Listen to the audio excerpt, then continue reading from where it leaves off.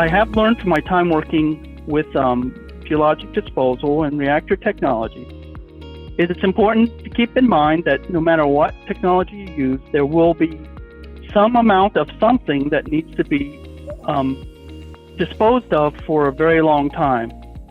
Did you know that there are 500,000 metric tons of nuclear waste temporarily stored at hundreds of sites worldwide? In the US alone, 1 in 3 people live within 50 miles of a storage site. No country has yet successfully disposed of commercial spent nuclear fuel, but it's not for lack of a solution. So what's the delay? The answers are complex and controversial. In this series, we explore the nuclear waste issue with people representing various pieces of this complicated puzzle. We hope this podcast will give you a clearer picture of nuclear waste, the whole story.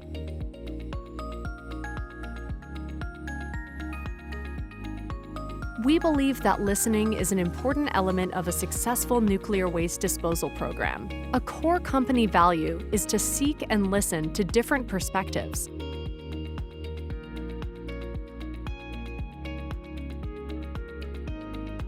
Opinions expressed by the interviewers and their subjects are not necessarily representative of the company. If there's a topic discussed in the podcast that is unfamiliar to you, or you'd like to more closely review what was said, please see the show notes at deepisolation.com/podcasts.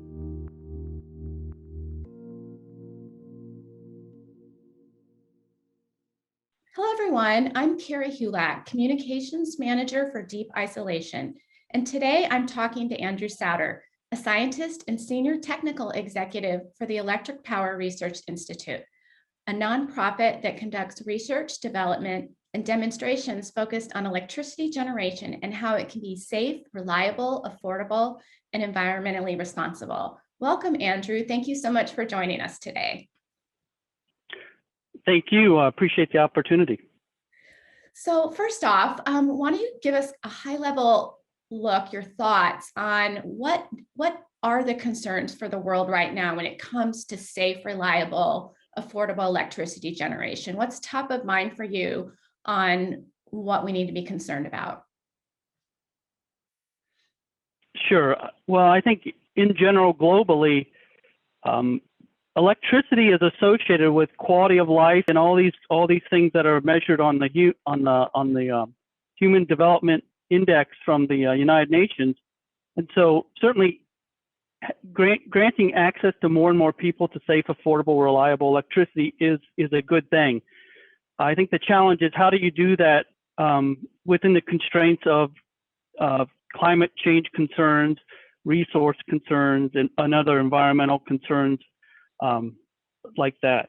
So really, it's about how do we continue with progress and electrifying more of the world while also living within our means and reducing perhaps our footprint that we leave in the environment.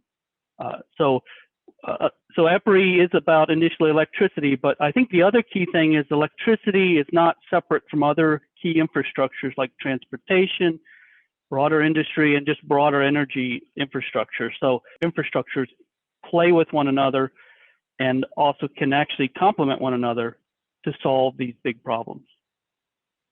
Great. Yeah, it's something that so many of us just take for granted, you know. So what are your kind of top goals at EPRI coming up for 2021? What are you kind of looking forward to? What do you hope to accomplish this coming year? Well, I think the big one for EPRI writ large, and again, I'm just in one little section of EPRI. EPRI addresses everything from the actual generation of electricity to its delivery through the wires, and then to the end user and how it's used, and now even how it also interacts with other energy sources and providers and users. So broadly, we have rolled out a new low carbon resources initiative this year that's gaining traction. And so working with the Gas Technology Institute, another similar like-minded organization, obviously for the gas industry, natural gas industry, on how we can actually achieve, reductions in carbon emissions while also still meeting the needs of society in an affordable way. So that's probably the big one. And I would say for nuclear, the area I'm in, it's really about what role does nuclear play in the future in the areas of, mitigating climate change, reducing carbon emissions, but also perhaps even more importantly, just providing that reliable, safe, affordable power and energy that people also need in order to stay alive. So let's go back in time a little bit, how you ended up in nuclear yourself. You're a health physicist, so I was reading that before you started your career at EPRI, you did some interesting scientific environmental work around uranium and nuclear weapons production, including working with the Navajo Nation in communities affected by uranium mining. So how did those early experiences shape what you're doing today? Sure. And so as a graduate student, I had the opportunity to spend a lot of time on a former nuclear weapons production facility, the Savannah River site, here in South Carolina, where I actually still live now. And so I spent a lot of time working on the impacts and the fate and transport of things like uranium and heavy metals once they're released to the environment, associated with the production activities there. And so I got to work there with ecologists, plant biologists, animal, wildlife biologists. I focused on the soil part. So there I got a real appreciation for the importance of considering, the entire system and how things interplay and the things you need to consider anytime you're undertaking a new activity. I really did enjoy, and it was really an honor to spend time on the Navajo Nation. So one of the projects that I was able to participate in was educational outreach on the Navajo Nation. And so as part of that, I got to meet folks that were working on this abandoned uranium mines project. And it was real education and eye-opener. I had been in grad school. I thought I knew a lot of stuff about the history in the US. And I had assumed that a lot of these these are from the Cold War days, legacy mine and milling sites had all been cleaned up or at least addressed. Well, it turns out that the mill sites and things had been addressed under one federal program, and a lot of those mines were left just abandoned and left unreclaimed. And you can imagine there's a physical hazard of open shafts, but also, mine tailings with a lot of uranium in them laying around on the surface. So that really opened my eyes about the importance of, again, considering you got to think about the whole life cycle when talking about technology from cradle to grave, so to speak. And there was a case where actually there were some real exposures to hazards from radiation and radioactivity simply because of the proximity, and people incorporated some of that uranium ore into their homes, wow, into concrete. And so, it's ironic in many ways. We worry about isolation of spent nuclear fuel, used nuclear fuel, and other high-level waste, and really managing those to very low doses and dose rates, when in fact, in other parts of the fuel cycle and other activities that we may not think of, the risks and hazards can be higher. For example, radon. Everyone knows radon is a problem. Interesting. And so kind of tying this to the present with the issue of, like you mentioned, spent nuclear fuel. I know that EPRI did a lot of research. I think I counted like more than 180 reports on your website with Yucca Mountain, which is designated to be the United States mine repository for nuclear waste, but has an uncertain future. So what are some learnings there? How can this body of technical expertise that you bring to the table and EPRI's work on this move the US toward a permanent nuclear waste solution? Sure. So, again, I should just point out, EPRI's role, no matter what we do, is technical. We stay clear of the policy space, and that's for others to decide. So, our bread and butter is doing the technical work that's credible and defensible. And so, really, our role in the Yucca Mountain days, as I would call them, was providing an independent evaluation of the performance, including safety of a repository that ended up being designated at Yucca Mountain in Nevada. So we actually conducted work probably over 2 decades and actually led some of the development of really the contemporary way of how do you evaluate something like a geologic repository that's supposed to contain its inventory and perform over, in the US at least, 1 million years. And so we really helped develop the Total System Performance Assessment, TSPA method. And so in many ways, we were at the forefront of some of that, just even how you think about how you get your arms around the evaluation process. So in that regard, we worked very well, kind of a complementary with the Department of Energy. They had their own evaluation program. We had a different purpose. We were really here to inform the utilities in the US, at least our members, and keep them apprised, but also to provide technical peer review and insights into repository performance, because obviously it was and is such an important issue. So you were the point person for the very in-depth 190 pages EPRI report that was recently released about how deep horizontal boreholes could work for advanced reactor fuel disposal. Full disclosure, my colleagues did contribute to this report along with many others, and thank you for your work on it. Now that it's complete, it's been published, any insights or takeaways and anything about how it's being received? I'll go back to actually how long ago it was that we did active work on disposal. We actually exited from the Yucca Mountain work as it went into licensing. And so since then, it's been over a decade since we'd actually done work in geologic disposal. And so now that we're looking forward, and most of the work I do now is in the advanced reactor space, there wasn't a perceived need to come up with a new story for maybe the new generation of reactors. Again, separating this from the existing fleet, the existing inventory, but we really thought it was time to actually think about options for the next generation of reactors. And so the spirit of the report is really one of exploring options. And so I don't think anyone would argue with the idea that it's important to have options.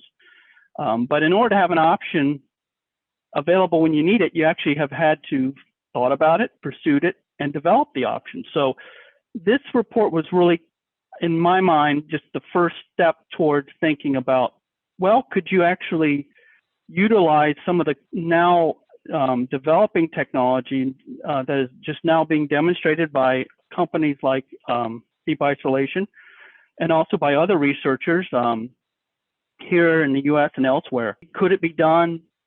What does that look like in terms of scale? How does it fit in with the operation of a plant? And even things like preliminary costs, because cost and schedule are always important. So, that's kind of our role. And, we basically, since Deep Isolation really was the only commercial developer out there that we identified, we did appreciate being able to utilize your technology as the example in a way. So we used it as a kind of a proxy for what the technology could do. I think the conclusions of the report are, again, it's preliminary. It was strictly based on a hypothetical non-existent site. We just chose a region of the country and looked around and said, what would be involved in siting this? But what we really determined was there were no clear showstoppers, technology-wise at least, to the deployment of the technology on some reactor sites, again, depending on where you're located. Really, the devil is in the details, and this will really depend on, where the site is. And as with Yucca Mountain, the real important aspects are more the social and political aspects of, will a community let you, utilize the technology, and will the powers that be, likewise agreed to allow the technology to be deployed. I'm glad Yep. you brought up the community again, because I actually was thinking of that when you were talking about the Navajo Nation and how eye-opening that was to see how they were affected. And, that's really important. And I know that's important to you all as well. If this is going to happen, there has to be great community engagement. Yeah, and in the report itself, for example, we do spend some time exploring actually a unique option that the technology offers in terms of using it in both an interim storage mode as well as a permanent disposal mode. But part and parcel with that does come the requirement, which is pretty broadly recognized, for early and continuing engagement with the community, and really giving the community the option to change their mind up to a certain point. When is enough, and when does that ability to change their mind end, and what does that all look like? That has to be worked out, politically and with the community. But what's key is sound science, having the technical basis, and communicating it effectively with the community, listening to the community, and having the credibility that they actually believe you. Because if you have no credibility, then there's nothing you can say to actually get them to buy into plans. So let's talk a little bit more about advanced reactors. As you mentioned, that's kind of what you're focused on.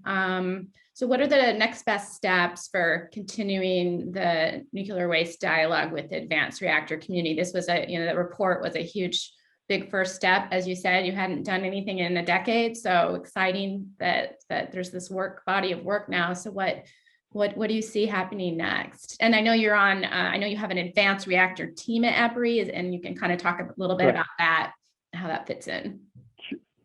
Sure. So really, one thing that came to light, as I mentioned, is the report is very generic and conceptual in nature.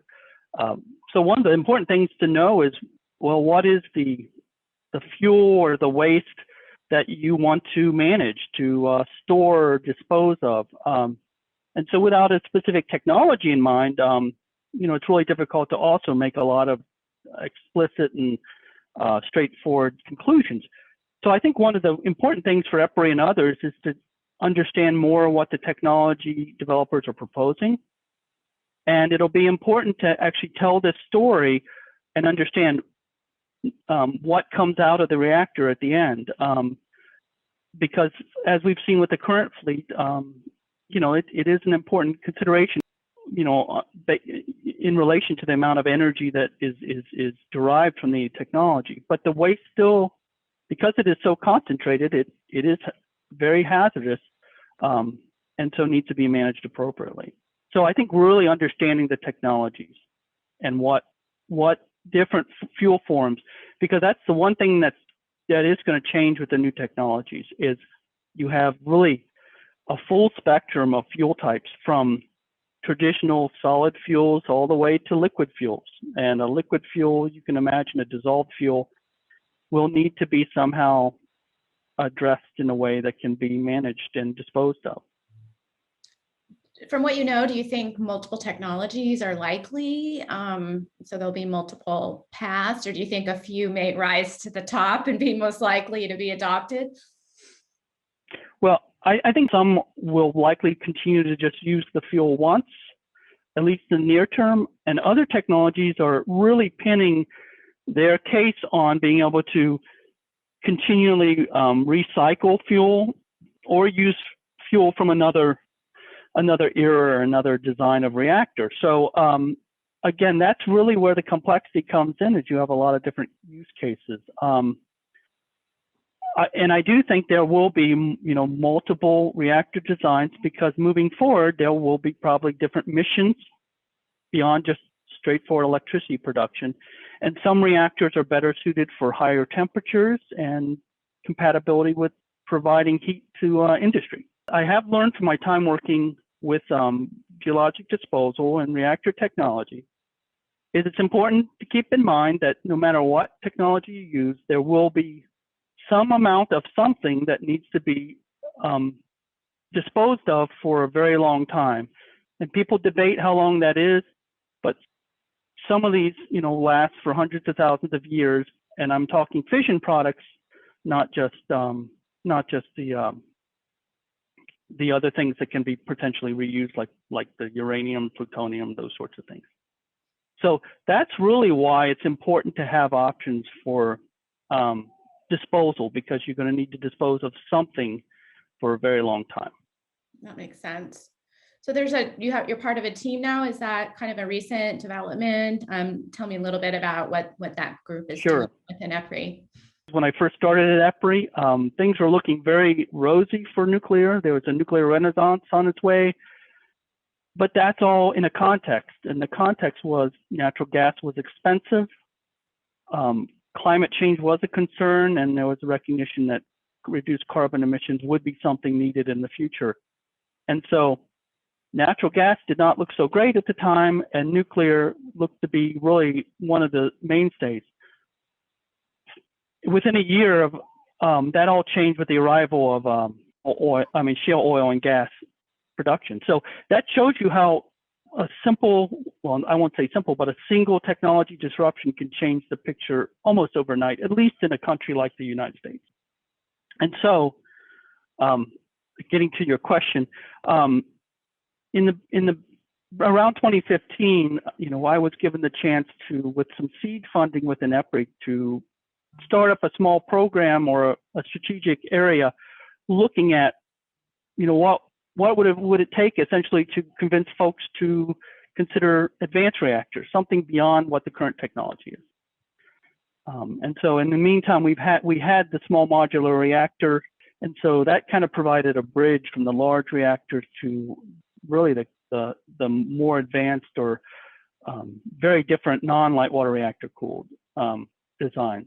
And so about 2015 was when we started something, and fast forward 5 years or so, last year we formally incorporated that advanced reactor focus area into our EPRI so-called portfolio.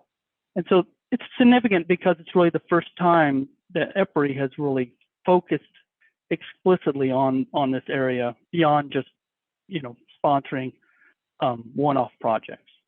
It seems hopeful because, as you said, there was this chance of a renaissance, and then it kind of died out for pricing reasons of energy, and now you have this. So does this make you feel hopeful about the future? Like, okay, we're kind of looking at this closely.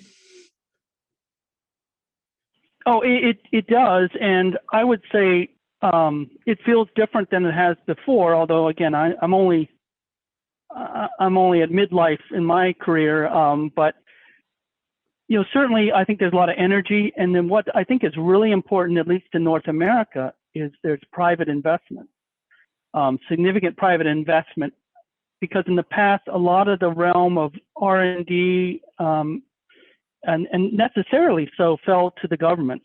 And so, a lot of times technology developed exclusively by government doesn't always match up with what the industry needs, at least in the United States. I think it's been a very good sign that you have so many entrepreneurs with so many ideas, and I call it like multiple shots on goal in hockey terms.